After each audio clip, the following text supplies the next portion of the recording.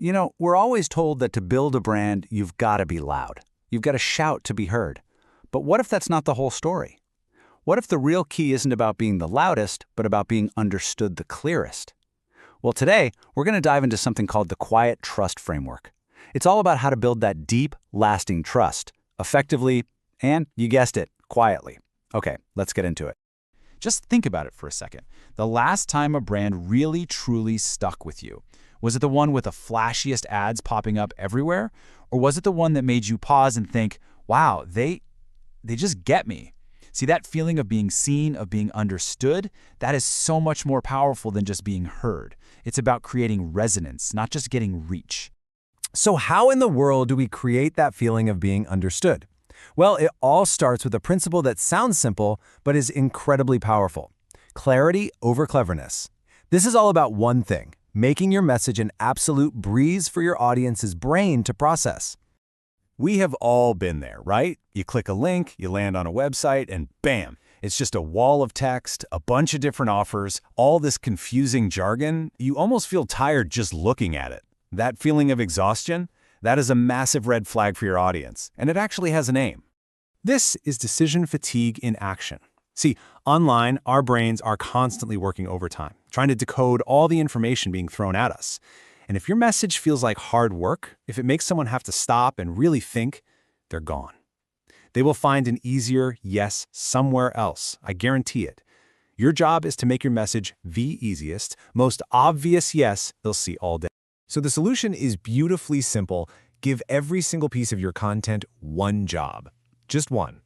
Are you trying to get them to understand one big idea, follow one single path, or take one very specific action? When you simplify the goal for your content, you make the decision to say yes so much easier for them. And you can really see the difference here. On the left, you've got choice overload. It just feels heavy, right? It makes people hesitate, and usually they end up doing nothing at all. But on the right, with one clear outcome, it feels like a gentle guide. It's not about limiting their options, it's about helping them make a confident decision.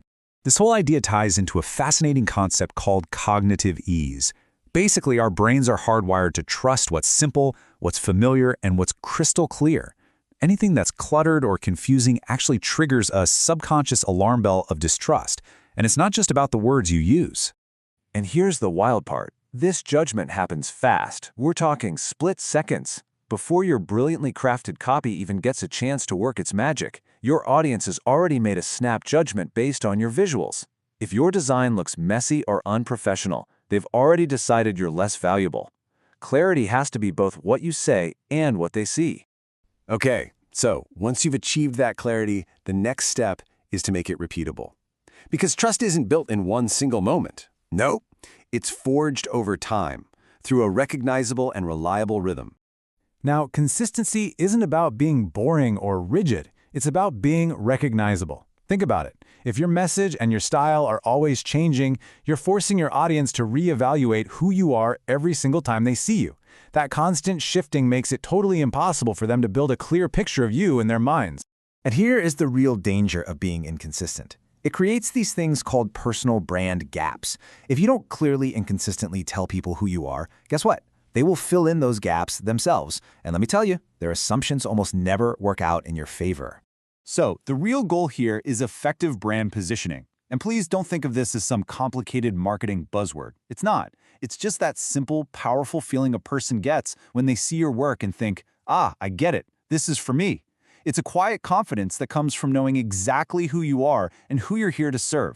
All right, so once you're clear and you're consistent, you can finally build true, genuine connection. And this is where your audience goes from just recognizing you to fundamentally trusting you. This is the deep stuff. The most powerful, most effective copy you will ever write doesn't come from a thesaurus. It comes straight from your clients' mouths. When you use their exact phrases to describe their problems, their frustrations, their desires, they feel so deeply understood. It's a technique called mirror messaging, and it is the absolute key to making someone feel like you're reading their mind. And what's really interesting is how this applies to things like testimonials. We're all experiencing what you could call social proof fatigue. I mean, a long wall of 5-star reviews and generic praise like, they were great. It just doesn't hit the same way anymore, does it? People aren't looking for proof that you're good. They are desperately looking for proof that you can help them. So you've got to shift your focus from just praise to creating a sense of possibility. Instead of only showing the shiny after photo, show the messy, relatable before. Talk about the specific struggle they were facing and the small turning point that created the change. That is what allows a potential client to see themselves in the story and think, wow, maybe that could actually work for me too. This right here, this addresses the core challenge: audience resistance. See, sometimes the biggest barrier isn't that people don't know you exist. It's that they don't truly believe, deep down, that the transformation you offer is actually possible for someone like them. So your content's real job is to build that belief, one relatable story at a time. And this is exactly why it all works. We humans are just wired for story. We don't connect with a list of features, we don't remember bullet points, we connect with moments of change. The aha moments, the shifts in perspective, the small wins along the way, those are the things that stick with us long after we've scrolled past. Okay, let's bring all three of these ideas together now. When we apply clarity, consistency, and connection, we start to realize our goal isn't what we've been told it is. It's not about chasing engagement. It's about serving a very specific and often overlooked type of person. We are so obsessed with vanity metrics. Likes, comments, shares. But here's the hard truth. These are often incredibly misleading. A post can get a ton of engagement without building any real trust or leading to any actual business. The two are not the same thing, and it's a dangerous trap to fall into.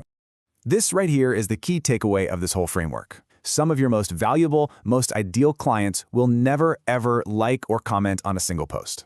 They are the quiet watchers. They are observing your clarity, they're noticing your consistency, and that is what builds their trust over time. So stop creating just for the algorithm's approval. Build a library of trust for the people who actually matter most. And finally, just remember that credibility isn't only about what you post online. It's about your behavior behind the scenes. It's in how you reply to an email, how clear your onboarding process is, and whether you actually do what you say you're going to do. True trust is built in the simple alignment of your words and your actions. So I'll leave you with this one question to think about. This doesn't have to be some massive, overwhelming project. What is one small thing you can simplify to start building that quieter, deeper trust this week? Maybe it's just one sentence in your bio or one confusing step in your process. You'd be amazed at how the smallest changes can have the biggest impact.